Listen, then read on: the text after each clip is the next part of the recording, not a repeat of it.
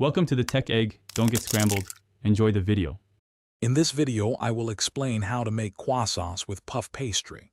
First, ensure your puff pastry is properly thawed and ready to use. This easy guide will help you create delicious, flaky croissants without the complex steps of traditional dough lamination.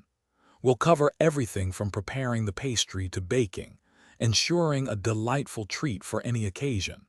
Get ready to impress with minimal effort.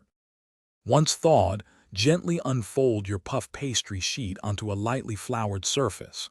Roll it out into a rectangle, aiming for a thickness of about 1/8 of an inch. This ensures a good, flaky texture. Next, use a sharp knife or pizza cutter to slice the rectangle into long triangles. The base of each triangle should be about 3 to 4 inches wide. Now for the fun part, shaping. Take each pastry triangle and starting from the wide base, gently roll it towards the point. As you roll, slightly stretch the dough to create those classic layers. For a traditional crescent shape, gently curve the ends inward. If you desire, place a small piece of chocolate or cheese at the wide end before rolling for a delicious filled croissant. Arrange your shaped croissants on a baking sheet lined with parchment paper.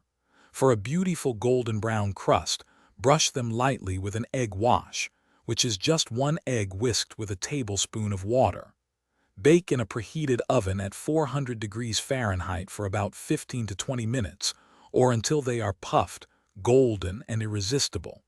Enjoy your homemade, easy croissants warm. Thanks for watching. Consider subscribing if I helped unscramble your problems.